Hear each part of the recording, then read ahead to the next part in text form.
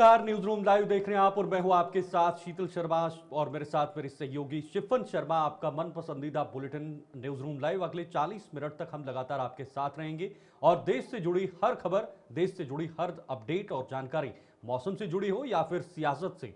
दिल्ली से बंगाल तक सियासत तेज है और बंगाल से लेकर बाकी अन्य राज्यों तक उथल पुथल देखने को मिल रही है। इसके साथ साथ विदेशों में भी हलचल पिछले कई दिनों से बढ़ गई है। कहीं सत्ता का परिवर्तन होने की कगार है तो कहीं डोनाल्ड ट्रंप कहते हैं कि भाई दुनिया का सबसे शक्तिशाली देश सिर्फ और सिर्फ अमेरिका है और अमेरिका की मर्जी से पूरा वर्ल्ड ऑर्डर बनेगा।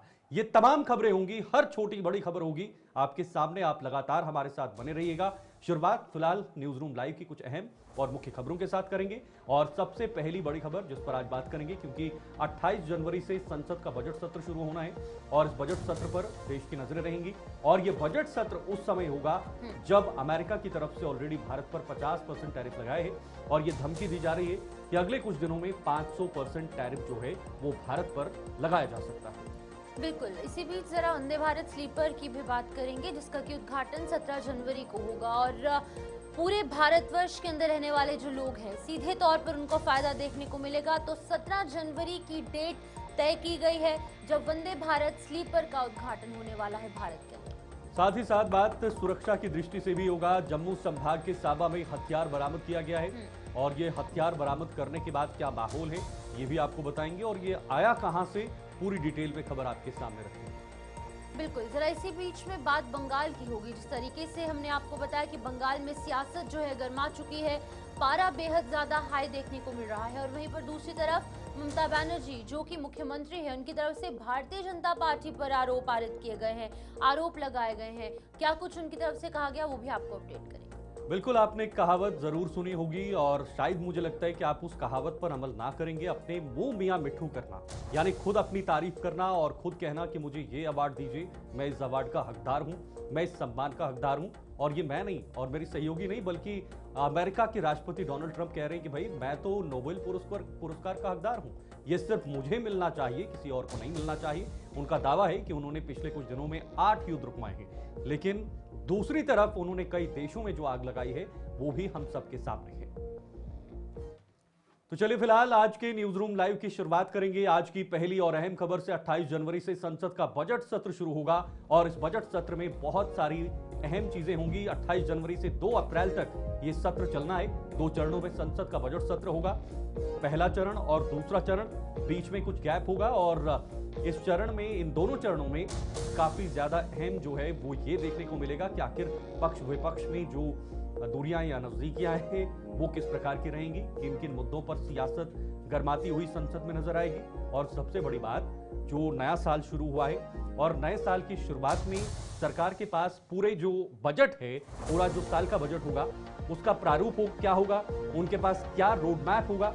और सबसे बड़ी बात, जैसे मैंने शुरुआत में जिक्र किया कि अगर अमेरिका की तरफ से 500% टैरिफ इंपोज किया जाता है तो क्या भारत की स्थिति या आर्थिक जो स्थिति है वो डगमगाएगी, क्या उसका असर बजट पर देखने को मिलेगा या बजट सिर्फ और सिर्फ 2047 विकसित भारत की नींव पर आधारित रहने वाला है। इस पर शिफन पूरे देश की नजरें बनी रहेंगी। बिल्कुल, आपको बता दें कि 28 जनवरी से संसद का बजट सत्र शुरू होगा और ये कहा जा रहा है कि 1 फरवरी को फाइनेंस मिनिस्टर निर्मला सीतारमण जो है वो बजट पेश कर सकती हैं। हालांकि अभी तक आधिकारिक तौर पर कोई पुष्टि नहीं हुई है, लेकिन ये जरूर खबरें हैं कि 1 फरवरी को भारत का नया बजट 2026-27 जो है वो सामने आ जाएगा। फिलहाल 2 चरणों में संसद का ये बजट सत्र आयोजित किया जाएगा। पहला चरण 13 फरवरी को खत्म होगा और दूसरा चरण 9 मार्च को शुरू होने वाला है। और जिस तरीके से यूनियन बजट जब पेश होता है, इस बजट के बाद जिस राज्य को जितनी राशि दी जाती है, जितना बजट एक राज्य एक केंद्र शासित प्रदेश के लिए रखा जाता है, उसी के आधार पर तमाम राज्यों और केंद्र शासित प्रदेशों का बजट भी तय होता है। तो सभी की नजर यूनियन बजट पर रहने वाली है क्योंकि तमाम राज्य उसके बाद ही अपना बजट पेश करेंगी जब निर्मला सीतारमण भारत का बजट पेश करेंगी। इसी बीच आपको बता दें कि संसद का बजट सत्र जिस तरीके से हमने आपको बताया कि 28 जनवरी को शुरू होने वाला है। सबसे पहले राष्ट्रपति द्रौपदी मुर्मू 28 जनवरी को दोनों सदनों की संयुक्त बैठक को संबोधित करेंगी।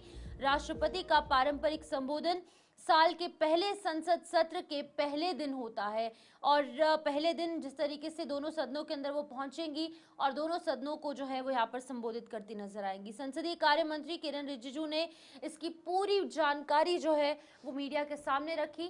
फिलहाल आपको बता दें कि सभी की नजरें इस बजट सेशन पर रहने वाली हैं क्योंकि बेहद ज्यादा खास इस साल का ये बजट रहने वाला है।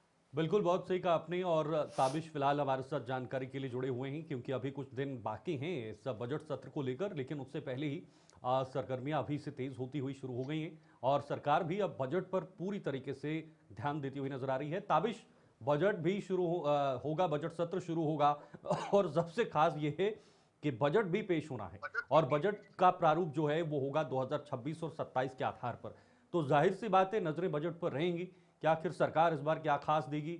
और पिछले कुछ सालों की बात की जाए तो सबसे ज्यादा जो आकर्षण बजटों में रहा है वो टैक्स रिजीम रही है। कहीं बढ़ोतरी, कहीं कमी, कहीं क्या, ये तमाम चीजें देखने को मिली है। तो क्या इस सेक्शन में, इस सेक्टर में बड़ा फोकस किया जा सकता है फिर से? शीतल, देखिए बिल्कुल सही कहा है आपने। बड़ा जो फोकस रहेगा सरकार का इसी और ध्यान केंद्रित रहेगा। देखिए ये बजट बहुत अहम रहेगा सरकार के लिए। साल का पहला बजट होगा। साल में शुरुआत में ही सरकार अपनी जो प्लानिंग है वो लेकर के आएगी। पूरी प्लानिंग तैयार की जाएगी सरकार की तरफ से। इसका एक खाका तैयार किया गया है।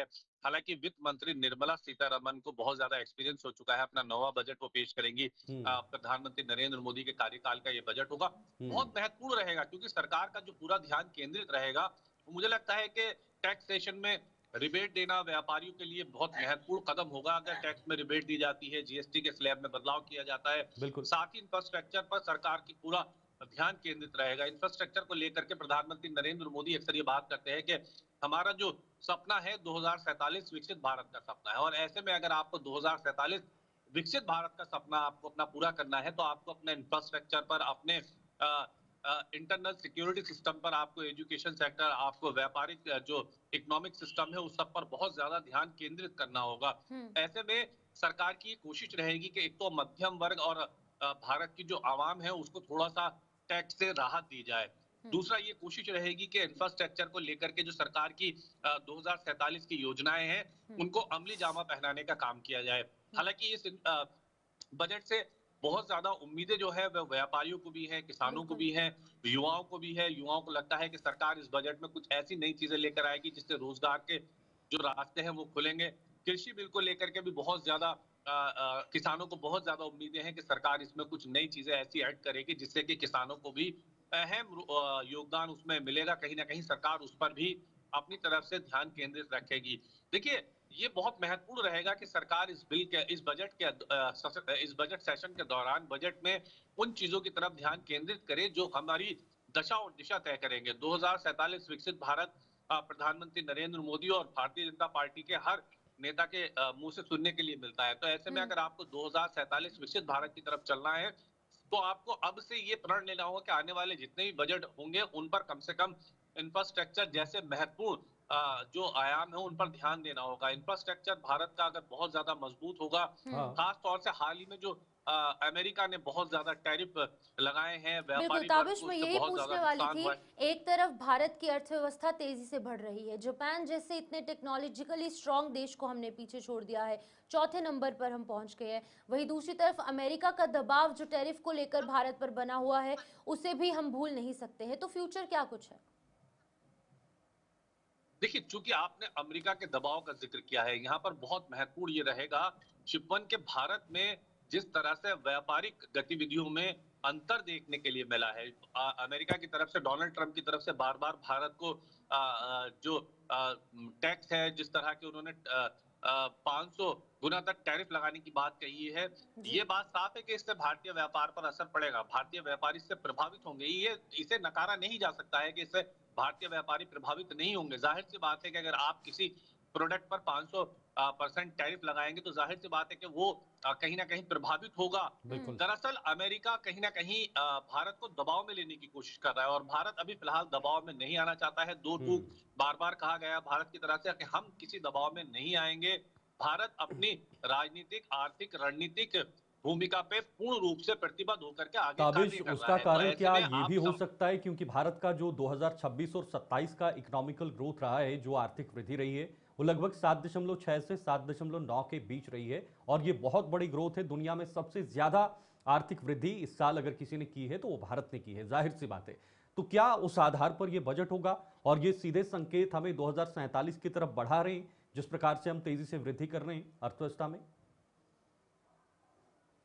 शीतल, देखिए बहुत, अगर मैं इसमें, जैसे चूंकि आपने बहुत अहम बातें रखी हैं, तो अगर मैं इसमें देखूं कि भारत अपनी तरफ से उन तमाम जो आयाम हैं उनकी तरफ अग्रसर हो रहा है। भारत हाँ। के अंदर अगर आप इस वक्त फिलहाल अगर आप इस वक्त देखें तो हमारे पिछले बजट का भी आंकलन हमें करना होगा। हम्म। पिछले जो हमारी जीएसटी काउंसिल की बैठकें रही हैं उनको भी हमें देखना होगा।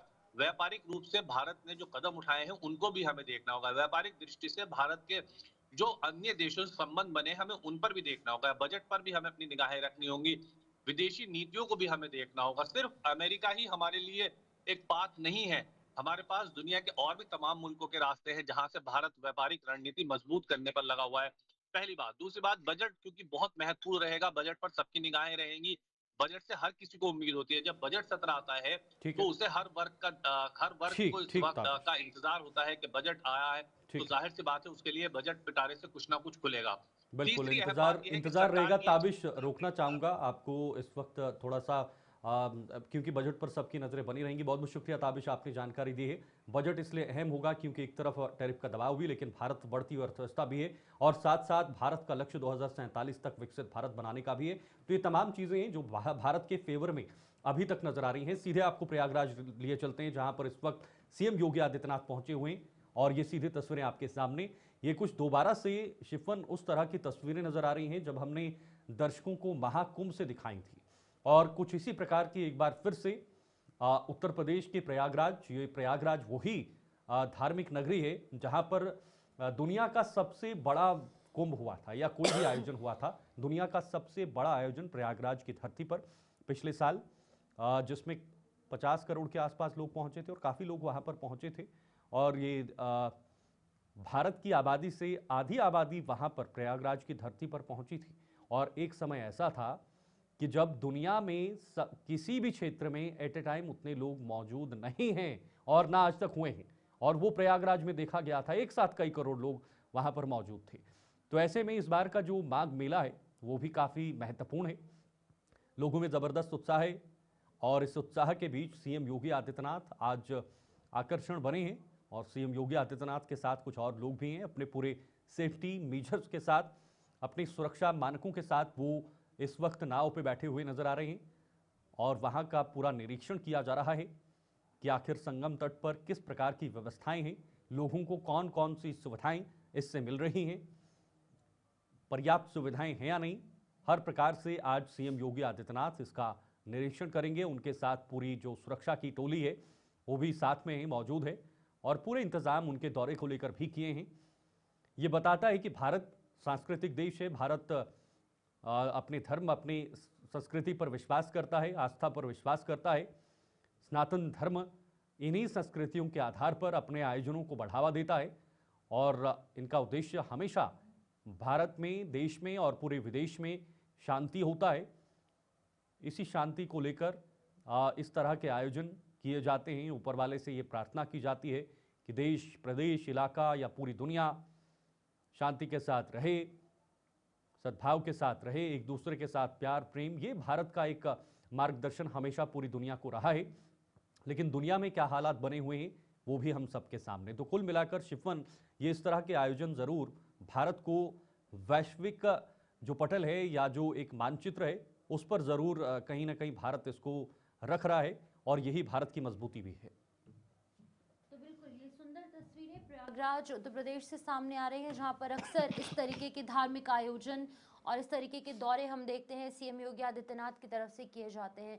लोकप्रिय नेता है जहां पर एक तरफ अर्थव्यवस्था को बढ़ाने के लिए और लॉ एंड ऑर्डर को ठीक करने के लिए उत्तर प्रदेश में बेहद ज़्यादा कार्य किए जा रहे हैं, चाहे किसी भी क्षेत्र में हो, युवाओं के हित में हो, महिलाओं के, किसानों के, सभी लोगों के हित में एक के बाद एक बड़े फैसले उत्तर प्रदेश में सीएम योगी आदित्यनाथ लेते हैं। लेकिन वहीं पर इस तरीके की तस्वीर जब हम देखते हैं, उनकी ये साइड जब हम देखते हैं तो ये भी बेहद ज़्यादा सुंदर है। तो ओवरऑल एक बहुत ही बड़ी पर्सनालिटी के तौर पर सीएम योगी आदित्यनाथ यहाँ पर कार्य करते हैं, लेकिन इस तरीके से जब अपने संस्कृति से, अपने धर्म से और इस तरीके से जब जुड़ते हैं तो वो एक अलग सी सुंदर तस्वीर जो है वो देखने को मिलती है। फिलहाल अभी सीएम योगी आदित्यनाथ प्रयागराज के दौरे पर हैं, संगम नोच का निरीक्षण करने के लिए वो वहाँ पर पहुँचे हैं। किस तरीके की व्यवस्थाएं हैं, क्योंकि लोग भी यहाँ पर गंगा स्नान करने के लिए पहुँचते हैं, माँ गंगा का पूजा अर्चना जो है यहाँ पर की जाती है,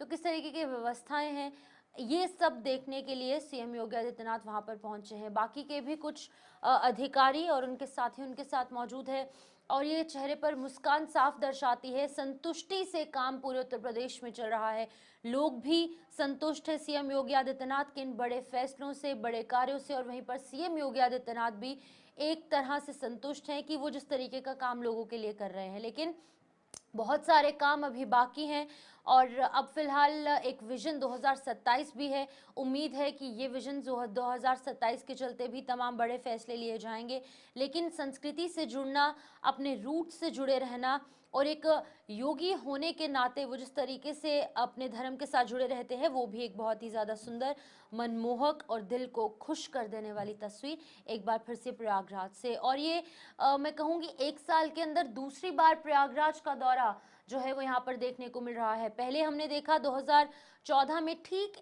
2024 में, माफ़ कीजिएगा, ठीक एक साल पहले जब फरवरी के महीने में महाकुंभ की शुरुआत हुई और तब भी यहाँ पर पहुँचे थे सीएम योगी आदित्यनाथ और इसी तरीके से संगम में डुबकी लगाने के लिए यहाँ पर पहुँचे थे। तो अभी भी देख सकते हैं, अभी कुंभ नहीं है, कोई बड़ा आयोजन नहीं है, लेकिन बावजूद उसके हजारों की संख्या में वहाँ पर श्रद्धालु पहुँचे हैं गंगा स्नान करने के लिए, गंगा की यहाँ पर आशीर्वाद माँ गंगा का लेने के लिए, पूजा अर्चना करने के लिए।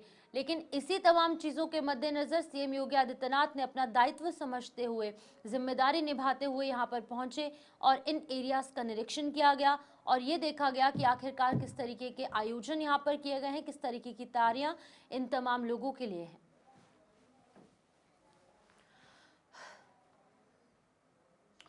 तो प्रयागराज की तस्वीरें आपने देखी, लेकिन अब जरा बात करेंगे वंदे भारत को लेकर, क्योंकि वंदे भारत आने वाले दिनों में आपको और अपलिफ्ट होकर मिलेगी, अपडेट होकर मिलेगी और ये होगा वंदे भारत स्लीपर का उद्घाटन। दरअसल 17 जनवरी को पहली वंदे भारत स्लीपर का उद्घाटन होना है और ये पीएम मोदी वंदे भारत स्लीपर का उद्घाटन करेंगे। गुवाहाटी से कोलकाता के बीच ये वंदे भारत चलने वाली है, जिन्हें असम से लेकर बंगाल के बीच ये चलेगी और 6 नई अमृत भारत एक्सप्रेस की भी लॉन्चिंग की गई है। तो ये रेलवे में एक और बहुत बड़ी उपलब्धि होगी भारत के लिए, क्योंकि पहले वंदे भारत आई और अब वंदे भारत स्लीपर के साथ आई है, कुछ नई सुविधाओं के साथ आई है, तकनीकी रूप से लैस और स्पीड इसकी काफ़ी ज़्यादा होने वाली है। कम समय में आप काफ़ी ज़्यादा सफ़र कर सकते हैं और सबसे बड़ी बात यह है कि आप आराम से सफ़र कर सकते हैं। स्लीपर है, स्लीपर पर आप जा सकते हैं, लॉन्ग रूट पर आप इस पर ट्रैवल कर सकते हैं। ये 17 जनवरी को पहली वंदे भारत स्लीपर का उद्घाटन होगा और ये गुवाहाटी से कोलकाता के बीच चलेगी और इसके साथ साथ 6 नई अमृत भारत एक्सप्रेस की भी लॉन्चिंग की जाएगी। रेल मंत्री अश्विनी वैष्णव ने बताया कि कोलकाता और गुवाहाटी के बीच में पहली वंदे भारत स्लीपर 17 जनवरी से चलेगी और इसका उद्घाटन प्रधानमंत्री नरेंद्र मोदी पश्चिम बंगाल के मालदा टाउन में करेंगे। खुद वहां पर पहुंचेंगे और ये ट्रेन 6 दिन कामाख्या और हावड़ा जंक्शन के बीच में चलेगी। वहीं रेल मंत्री के मुताबिक 6 नई अमृत भारत एक्सप्रेसवे भी लॉन्च की जाएंगी। बिल्कुल, और इनकी सेवाएं 17-18 जनवरी 2026 से मिलना शुरू हो जाएगा। रेल मंत्री ने यह भी कहा कि रेलवे में टेक्नोलॉजी और इनोवेशन को बढ़ावा देने के लिए एक नया स्ट्रक्चरल तरीका अपनाया जाएगा। टेक्नोलॉजी और इनोवेशन के लिए एक नया स्ट्रक्चरल तरीका पेश किया जाएगा जो एक बहुत खास होगा, ताकि भारत की स्टार्टअप और इनोवेटिव दिमाग रेलवे से जुड़ सके। और इसके लिए एक टेक्नोलॉजी, एक इनोवेशन पोर्टल भी लॉन्च किया जाएगा। रखरखाव की अगर बात करेंगे तो इस पोर्टल के रखरखाव का भी ध्यान रखा जाएगा। रखरखाव की गतिविधियों के लिए एआई यानी कि आर्टिफिशियल इंटेलिजेंस का बड़े पैमाने पर इस्तेमाल किया जाएगा। तो आर्टिफिशियल इंटेलिजेंस का इस्तेमाल इस पोर्टल के रखरखाव, इसके मेंटेनेंस के लिए होगा, ताकि तमाम जो अगर कुछ भी गलत चीज़ें पाई गई तो वो एआई के ज़रिए ठीक हो सके, और एआई का इस्तेमाल कर कर तमाम जो लोग हैं, जो यात्री हैं, जो सफ़र करना चाहते हैं इस ट्रेन के अंदर या फिर कोई डिटेल्स लेना चाहते हैं, वो इस एआई के ज़रिए और इस पोर्टल के ज़रिए जो कि लॉन्च किया जाएगा बहुत जल्द, उसके ज़रिए कर पाएँ।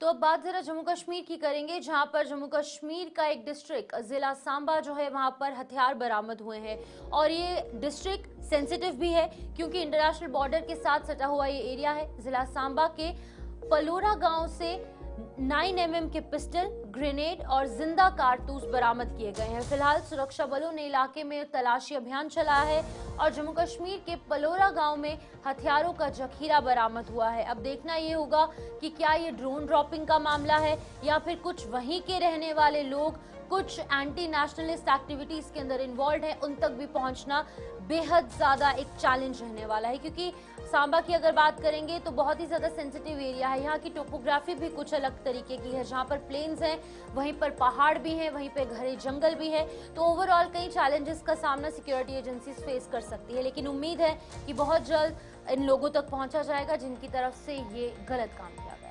बिल्कुल, ऑपरेशन सिंदूर के बाद काफी हद तक ये गतिविधियां कम हुई थी, लेकिन कुछ समय के लिए अब फिर से ये गतिविधियां शुरू होना हो गया है।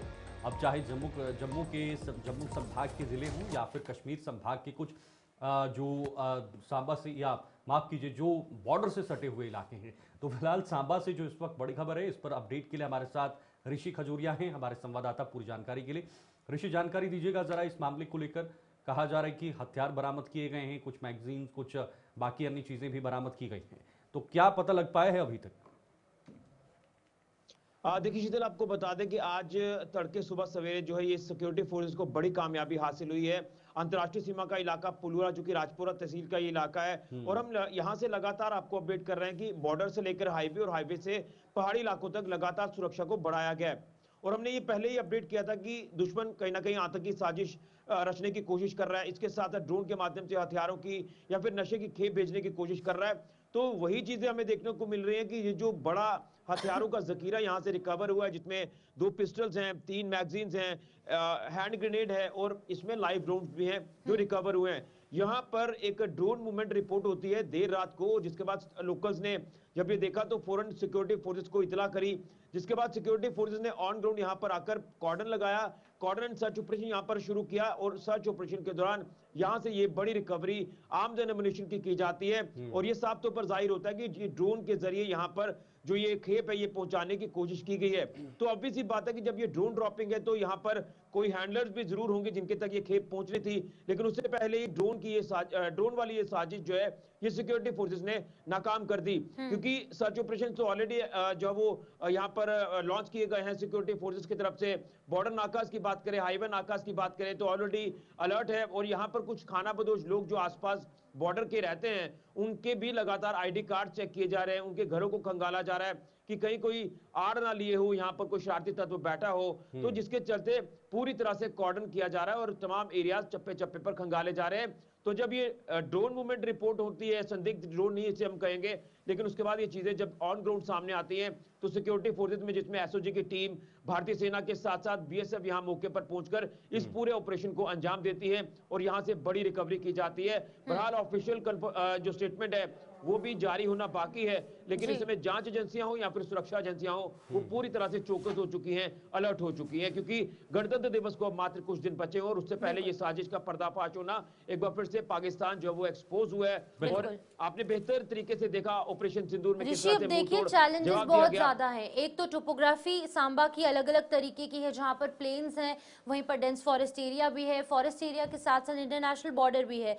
तो देखिए इंटरनल सिक्योरिटी को ध्यान में रखना बहुत ज्यादा इंपॉर्टेंट है, क्योंकि यहाँ पर भी कुछ ऐसे शरारती तत्व मौजूद हैं जो कि एंटी नेशनलिस्ट एक्टिविटीज के अंदर इन्वॉल्व है। वहीं पाकिस्तान पर नजर रखना, यानी कि बॉर्डर की जो एरियाज है वहां पर भी नजर रखना इक्वली इंपॉर्टेंट है। तो इन चैलेंजेस को डील करने के लिए कैसे और ज्यादा जो है यहाँ पर अलर्टनेस बढ़ती जा रही है फिलहाल? देखिए बड़ा इंपॉर्टेंट है, जैसे आपने कहा कि डेंस फॉरेस्ट एरियाज जो है वो बॉर्डर के साथ काफी ज्यादा हैं, तो यहाँ पर ये शरारती तत्व आड़ ले सकते हैं। इसके साथ साथ धुंध कोहरा लगातार एक बड़ा चैलेंज बना हुआ है। और शिवन आपको बता दें कि जब भी धुंध कोहरा पड़ता है तो उस समय सिक्योरिटी फोर्सेस के लिए चैलेंज बढ़ जाता है, क्योंकि हाँ। हिली टेरेन्स भी हैं, प्लेन्स भी हैं, और यहाँ पर जो दरिया नदी नाले भी हैं, तो यहाँ पर कुछ पुराने इन्फिल्ट्रेशन रूट्स हैं, जिन रूट्स को कहीं ना कहीं ऐसा लग रहा है कि आतंकी एक्टिव करने की कोशिश कर रहे हैं। लेकिन यहाँ पर अब सवाल इस बात का है कि इन रूट्स की अगर बात करें तो यहाँ पर स्पेशल विजिलेंस यहाँ पर रखी जा रही है। सिक्योरिटी फोर्सेस की यहाँ पर जो अलर्टनेस है वो ज्यादा है। कहीं ना कहीं कोशिश यही है कि इनके मोटिव जो वो कामयाब ना हो, इनके मोटिव को धाराशायी करना है, विफल करना है, जिसको लेकर चैलेंज हर जगह पर जो वो सिक्योरिटी फोर्सेस ने एक्सेप्ट किया है, और उन चैलेंजेस को पार पाते हुए दुश्मन को हमेशा ही मुंह तोड़ जवाब दिया है। और ये आतंकी साजिश यूं कहें या फिर ये ड्रोन वाली साजिश जो है, इसका पर्दाफाश हो चुका है, एक्सपोज हो चुका है पाकिस्तान एक बार फिर से। चलिए, बहुत बहुत शुक्रिया तमाम जानकारी के लिए। तो गणतंत्र दिवस बिल्कुल सामने है, उससे पहले ये बहुत बड़ी कार्रवाई और सेना जो है वो पूरी तरह से निगरानी बनाई हुई है। अब बात जरा सियासत की होगी, क्योंकि सियासत इस वक्त गर्म है और सीएम ममता के आरोप पर बीजेपी ने पलटवार किया है। सीएम ममता बनर्जी को भेजा कानूनी नोटिस, क्योंकि सीएम ममता बनर्जी ने आरोप लगाया था 72 घंटों के भीतर सबूत देने की मांग की है कि आप सबूत दीजिए कि बीजेपी इकाई बंगाल की, और वहां से जो केंद्र के साथ जो आरोप लगाया गया था कोयला तस्करी को लेकर ये आरोप लगाए गए थे, उस पर बीजेपी ने सीधे तंज कसते हुए कहा है और कहा है कि अगर आप सबूत नहीं देते 72 घंटे के अंदर तो आप पर हम कानूनी कार्रवाई करने के लिए मजबूर हो जाएंगे। दरअसल पश्चिम बंगाल की राजनीति तब तेज हो गई जब ईडी ने कार्रवाई की, और यह कार्रवाई उस एजेंसी पे की जो तृणमूल कांग्रेस के लिए रणनीति तैयार करती थी, डेटा तैयार करती थी। उस पर रेड करने के बाद तुरंत सिटिंग मुख्यमंत्री जो वहां की है वो वहां पर पहुंची, उन्होंने कुछ फाइल्स उठाई और कहा कि हमारा डेटा खंगालना चाहते हैं, और ये हमारा डेटा जो पूरा जो असेसमेंट हुआ है उसका डेटा लेना चाहते हैं। इसको लेकर ये आरोप लगाए गए। अब देखना होगा ये सियासत किस और करवट लेती है। तो बिल्कुल आपको बता दें कि पश्चिम बंगाल के नेता प्रतिपक्ष लीडर ऑफ ऑपोजिशन सुवेंदु अधिकारी ने शुक्रवार को मुख्यमंत्री ममता बनर्जी को एक कानूनी नोटिस भेजा है। इसमें ममता से 72 घंटों के अंदर अपने दावों के सबूत पेश करने की मांग की गई है। सुवेंदु का कहना है कि ऐसा ना करने पर वो ममता के खिलाफ मानहानि का केस भी दर्ज कर सकते हैं। बिल्कुल, ममता ने आरोप लगाया है कि केंद्रीय गृह मंत्री और सुवेंदु अधिकारी कोयला तस्करी मामले में शामिल हैं। तो ये बड़ा आरोप जो है वो सिर्फ विद इन द स्टेट नहीं, नेशनल लेवल पर जो गृह मंत्री अमित शाह उन पर भी लगाया गया है। तो अगर बात करेंगे तो कोयला घोटाले का पैसा सुवेंदु के जरिए शाह तक जाता है, ये भी कहना है ममता बनर्जी का। बंगाल की मुख्यमंत्री ने कोलकाता में 8 जनवरी को आईपीएसी कार्यालय में प्रवर्तन निदेशालय यानी ईडी की छापेमारी के विरोध में एक सभा को संबोधित करते हुए ये तल्ख टिप्पणियां की थी। बिल्कुल, सीएम ममता बनर्जी ने एनफोर्समेंट डायरेक्टरेट पर 2 एफआईआर भी दर्ज करवाई हैं। उन्होंने कोलकाता में मार्च भी निकाला और इसी दौरान बनर्जी का ये भी दावा है कि उनके पास गृह मंत्री अमित शाह के खिलाफ पेन ड्राइव है और इस पेन ड्राइव के अंदर जो डेटा है वो ये साफ कर देगा कि गृह मंत्री अमित शाह और पश्चिम बंगाल के नेता प्रतिपक्ष सुवेंदु अधिकारी के खिलाफ जो तमाम चीजें हैं वो इस पेन ड्राइव के अंदर है। तो वही सुवेंदु अधिकारी का भी यही कहना है कि भाई अगर आपके पास पेन ड्राइव है, अगर आपके पास सबूत हैं तो उसे पब्लिक डोमेन में लाइए, सार्वजनिक करिए, उसके बाद आगे की कार्रवाई हम पर होगी। लेकिन अभी फिलहाल अगर वो ये तमाम सबूत पेश नहीं कर पाई तो सुवेंदु अधिकारी का कहना है कि उन पर मानहानि का केस दर्ज किया जाएगा, क्योंकि ये छोटी बात नहीं है। मुख्यमंत्री होने के नाते अगर आप कोई बड़े दावे कर रहे हैं तो ये दावे कहीं ना कहीं झूठे नहीं होने चाहिए। और अगर आप कह रही हैं कि पेन ड्राइव आपके पास है तो उसे पब्लिक डोमेन में लाइए, और अगर नहीं लाया जाएगा तो गृह मंत्री अमित शाह, जो कि बहुत बड़ा पद है भारत के अंदर, इस पद पर एक उंगली उठाना, उसको कहीं ना कहीं प्रताड़ित करने की कोशिश करना, गलत आरोप उन पर लगाना, कथित तौर पर आरोप लगाना, ये अपने आप में बहुत बड़ी बात है। और स्टेट के अंदर भी लीडर ऑफ ऑपोजिशन, सबसे बड़ा चेहरा ऑपोजिशन का होता है, उस पर भी आरोप लगाए गए। अब इन पर कार्रवाई हो सकती है, लेकिन उससे पहले ममता बनर्जी को सबूत पेश करने होंगे। बिल्कुल, और इसके लिए इंतजार है। लेकिन फिलहाल चुनाव भी हैं, तो जाहिर सी बात है चुनाव से पहले आरोप प्रत्यारोप का सिलसिला भी देखने को मिलेगा। ये स्वाभाविक होता है, ये पार्टियों में हमेशा देखने को मिलता है। एक तरफ जहां सियासत गर्म है तो दूसरी तरफ पहाड़ी इलाकों में पूरी तरीके से ठंडक बनी हुई है। मैदानी इलाकों में भी सर्दी बढ़ गई है। राजस्थान के कुछ शहरों में तापमान लगातार गिर रहा है। जो एक चिंता का विषय है। 13 जिलों में शीतलहर का अलर्ट जारी किया है। बिहार के 32 जिलों में घना कोहरा छाया है। उत्तराखंड, जम्मू कश्मीर में भी ठंड का असर साफ देखने को मिल रहा है। हालांकि बर्फबारी ऊंचे इलाकों पर अभी भी उस तरह की नहीं हो रही हुई है जो होनी चाहिए थी, लेकिन जो हल्की फुल्की बर्फबारी ऊपरी इलाकों में हुई है उसका प्रकोप जरूर मैदानी इलाकों तक पहुंच रहा है। घने कोहरे की वजह से ठंड बढ़ गई है, ठिठुरन वाली ठंड है और पहाड़ी राज्यों से आ रही बर्फीली हवाओं से राजस्थान में सर्दी बढ़ गई है। 13 जिलों में कोहरे और शीतलहर का अलर्ट जारी किया गया है। इधर जैसलमेर सबसे ठंडा शहर रहा। कल का न्यूनतम तापमान 4.6 डिग्री सेल्सियस दर्ज किया गया। बिहार के 32 जिलों में घना कोहरा छाया रहा। विजिबिलिटी मात्र 10 मीटर रही और अगले एक हफ्ते तक कड़ाके की सर्दी पड़ेगी, ये भी दावा है और ये भी आंकलन है। 16 जिलों में पारा 60 डिग्री सेल्सियस से नीचे पहुंच गया। उत्तर प्रदेश में 30 शहरों में शनिवार सुबह कोहरा छाया। कोहरे का असर ट्रेन और फ्लाइट पर भी देखने को मिल रहा है। बिल्कुल, आपको बता दें कि ओवरऑल अगर बात करेंगे जहां पर ट्रेनें प्रभावित हो रही हैं और फ्लाइट्स प्रभावित हो रही हैं, सभी लोगों को जो है वो यहाँ पर दिक्कत पेश आ रही है। तो आपको बता दें कि यहाँ पर कश्मीर से लेकर कन्याकुमारी तक अभी फिलहाल इस कोहरे का, इस ठंड का प्रकोप देखने को मिले। हमारे संवाददाता हमारे साथ ज्वाइन कर चुके हैं, उनसे जानेंगे कि आखिरकार उनके इलाके में क्या कुछ अभी फिलहाल मौसम की अपडेट है। बारामूला से इरशाद हमारे साथ है। इरशाद, क्या कुछ हाल है बारामूला के फिलहाल? अभी जो तस्वीर मैं आपके सामने देख सकती हूँ, जो आपके पीछे का जो मौसम दिख रहा है वो यही है कि हल्की धूप खिली हुई है, कहीं ना कहीं लोगों को राहत जरूर मिली है।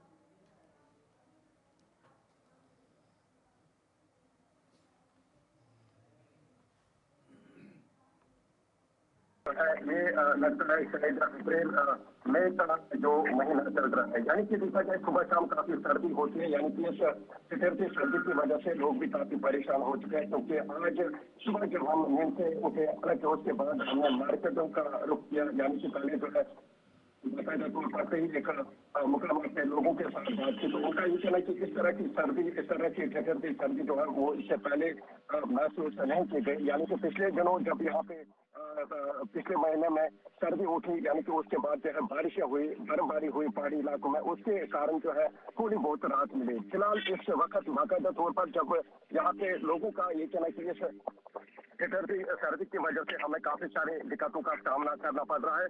अब इम्कान यही है आने वाले वक्त में जब यहाँ पे बालाई इलाकों के साथ साथ मैदानी इलाकों में बारिशें होंगे या बर्फबारी होगी, उसकी वजह से जो है काफी राहत मिलेगी। लेकिन देखा जाए दूसरी तरफ यहाँ पे नलों में पानी भी जो है वो नहीं आ रहा है। नल जो है वो जम गए हैं, पाइपों में जो बाकायदा तौर पर कोहरा लगा हुआ है और इसके चलते जो है लोगों को काफी सफर करना पड़ रहा है। क्योंकि देखा जाए यहाँ पे बाकायदा तौर पर जो पहाड़ी इलाके हैं वहाँ पे भी काफी सारे मुश्किलात जो है वो इस वक्त दिखते हुए नजर आ रहे हैं लोगों के, खुसूसन देखा जाए लाइन ऑफ कंट्रोल के नजदीक। सबसे अहम बात ये है, ठंड तो है, सर्दी काफी है और पानी जम रहा है, लेकिन दूसरी तरफ जिस चीज का इंतजार कश्मीर के लोगों को चिलई कलां में रहता है वो बर्फबारी का रहता है, ताकि उसका असर आने वाले मौसम में, सर्दियों के मौसम से गर्मियों के मौसम में जब हम जाते हैं तो उस पर भी पड़े। किसान उसका इंतजार करते हैं, बागबान उसका इंतजार करते हैं, पानी, वाटर बॉडीज जो हैं उसको बढ़ने का इंतजार रहता है। लेकिन अगर बर्फबारी ना हो वक्त पर तो उसका कितना घातक असर आने वाले दिनों में पड़ सकता है? देखिए बहुत ज्यादा असर पड़ेगा अगर इस महीने में, यानी कि इन दिनों चिलई कलां के आयाम में, चिलई कलां के दिनों में जो है बर्फबारी नहीं होगी, यानी कि आने वाले वक्त में जो है यहाँ पे एग्रीकल्चर से वाबस्ता लोगों के साथ साथ हार्टिकल्चर से वाबस्ता लोग जो है वो काफी जो है मुतासिर होंगे। यहाँ की यानी कि जो फ्रूट में जो है काफी कमी पेश आएगी, उस तरह का फ्रूट जो है वो नहीं बनेगा अगले साल। यानी कि इस चिलई कलां के मौसम में यानी कि इस वक्त जो है बर्फबारी की जरूरत है। रब्बुल आलमीन से यही दुआ करते हैं यानी कि वादी कश्मीर में जो है बर्फबारी जल्द से जल्द हो जाए, ताकि इस खुशकसाली से निजात हो सके। और देखा जाए इसके चलते, अगर से देखा जाए हॉर्टिकल्चर, एग्रीकल्चर, उसके चलते जो है उन लोगों को जो इससे वाबस्तगी रखते हैं उनको भी काफी फायदा मिलेगा। फिलहाल इस वक्त आपको दिखाने की कोशिश करेंगे किस तरह का मौसम बना हुआ है। यानी कि इस महीने में इन दिनों जो है काफी बर्फबारी यहाँ पे होती थी, यानी कि मैदानी इलाकों के साथ साथ चाहे हम पहाड़ी इलाकों की बात करें, और ये जो आपको पूरी तरह से जो है यहाँ पे बाकायदा तौर पर जो है खुशक जो है वो नजर आ रहा है। यानी कि जब यहाँ पे आने वाले वक्त में, आने वाले दिनों के बाद पहाड़ी इलाकों में जिस तरीके की प्रेडिक्शन दी गई मैक्सिमम मौसमियात की जानिब से 20 जनवरी के बाद जो है मैदानी इलाकों के साथ साथ पहाड़ी इलाकों में बारिशें होंगी, बर्फबारी होगी और उसके चलते जो है काफी राहत मिलेगी। और ठीक है देखा जाए इरशाद दिल्ली शहरों जी। में इस वक्त जो है पानी ही नहीं है, ना बर्फबारी जो है वहाँ पे देखने को मिल रहे हैं। गिने चुने कुछ इलाके हैं जहाँ पे सरहदी इलाके हैं जो लाइन ऑफ कंट्रोल के नजदीक इलाके हैं, चाहे अपरिचित गुलबर्ग, पंगरोली या रफियाबाद के जो अपरिचित के इलाके हैं, चाहे हम दीगर जो होलियार के अपरिचित इलाके हैं जहाँ पे पिछले दिनों बर्फबारी हल्की तौर पर हुई, बर्फबारी की वजह से जो है कोई फायदा नहीं आएगा। जिस तरीके से जिस ठीक है हिसाब से यहाँ इरशाद पे बर्फबारी होनी जी। चाहिए वो बर्फबारी जो है यहाँ बिल्कुल पे अभी नहीं तक हो नहीं रही है। हुई है। खुश्क मौसम आपके पीछे भी साफ तौर पर नजर आ रहा है, काफी धूप भी खिली हुई है, लेकिन इंतजार बर्फबारी का है। बहुत बहुत शुक्रिया आपका ये तमाम अपडेट साझा करने के लिए। तो फिलहाल सीधे पहाड़ से लेकर आपको मैदानी इलाकों की तरफ लिए चलते हैं। बिहार के पटना मनीष पांडे हमारे साथ बिहार के पटना से जुड़े हुए हैं। मनीष, मौसम को लेकर जरा अपडेट बताइएगा, क्योंकि कोहरा बना हुआ है, ठंड भी काफी है, तो किस प्रकार का मौसम है आज वहां पर?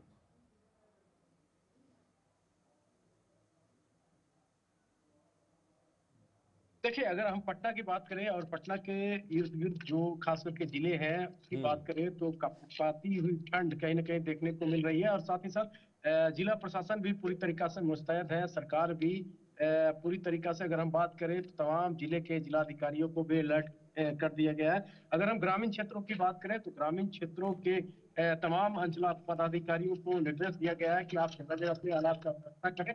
वहीं अगर हम शहरी क्षेत्रों की बात करें तो शहरी क्षेत्रों में कहीं ना कहीं रैन बसेरा बनाया गया है नगर निगम की तरफ से, और सरकार की तरफ से काफी इंतजाम किए गए हैं, चाहे कम्बल की व्यवस्था की जाए या जगह जगह पे अलाव की व्यवस्था की जाए। लेकिन अभी मौसम विभाग ने साफ शब्दों में अलर्ट किया है कि अभी 5 से 7 दिन और भयावह के होने वाले हैं मौसम को लेकर के। तो ऐसे में आप समझ सकते हैं कि एक तरफ बढ़ते हुए ठंड को और हवाएं भी चलती है, साथ ही साथ पछुआ जो हवा होती है वो भी चलने का काम कर रही है। साथ ही साथ अगर हम कोहरे का भी प्रकोप कहीं ना कहीं बिहार में देखने को मिल रहा है, तो ऐसा में समझ सकते हैं कि आम जो जनजीवन है वो कहीं ना कहीं अस्त व्यस्त है। लेकिन सरकार इससे पूरी तरीका से लड़ने के लिए तैयार है, लेकिन साथ ही साथ समाज की भी रिस्पॉन्सिबिलिटी है कि वो बढ़ते हुए ठंड को कहीं ना कहीं देखते हुए अपना खुद का इंतजाम करें, गर्म कपड़े का जरूर इस्तेमाल करें, साथ ही साथ जगह जगह पे खुद का अलाव की व्यवस्था करें ताकि मनीष, लेकिन ठंड इस से ठंड के थोड़ी मौसम बहुत कम में से कम लोग राहत मिले। बेहद ज्यादा बीमार भी हो रहे हैं। अगर हम अस्पतालों की बात करेंगे तो वहां पर जमावड़ा लगा हुआ है, खास तौर पर छोटे बच्चों का और बुजुर्ग अवस्था के लोगों का। तो वहां पर किस तरीके की तैयारियां की गई हैं? मेडिकल जो स्टाफ है, जो हेल्थ डिपार्टमेंट है, वो अमला कितना अभी फिलहाल अलर्ट मोड पर नजर आ रहा है इस सर्दी के चलते? देखिए, अगर बढ़ते हुए ठंड को लेकर के सरकार और प्रशासन कहे तो पूरी तरीका से मुस्तैद ही है, लेकिन स्वास्थ्य व्यवस्था की भी बात करें तो स्वास्थ्य विभाग ने भी हाई अलर्ट जारी कर दिया गया है, क्योंकि बढ़ते हुए ठंड में कहीं ना कहीं हार्ट पेशेंट ज्यादातर देखने को मिलते हैं, और खास करके जो बच्चे हैं वो बढ़ते हुए ठंड के कारण ही निमोनिया का पेशेंट बनते हैं। तो ऐसे में आप समझ सकते हैं कि डॉक्टर्स की भी टीम को भी अलर्ट किया गया है, और तमाम जितने भी पटना के अस्पताल की बात करें, चाहे पीएमसीएच, एनएमसीएच या आईजीएमएस या तमाम जितने भी अस्पताल हैं सरकारी अस्पताल, ठीक है उनको भी साफ शब्दों सरकार ने निर्देश दिया है कि आप भी लोगों को जन सेवा करने में कोई कसर नहीं छोड़े। जी ठीक है मनीष, बहुत बहुत शुक्रिया आपका ये जानकारी के लिए। फिलहाल मौसम बिहार में भी ठंडा भरा हुआ है, इसके साथ साथ और भी कई ऐसे राज्य हैं जहां पर पारा गिर रहा है, कोहरा बना हुआ है। अगले कुछ दिनों तक मौसम विभाग की माने तो लगातार ठंड बनी रह सकती है। न्यूज रूम लाइव में अभी के लिए फिलहाल इतना ही। मुझे और मेरे सहयोगी को दीजिए इजाजत। नमस्कार।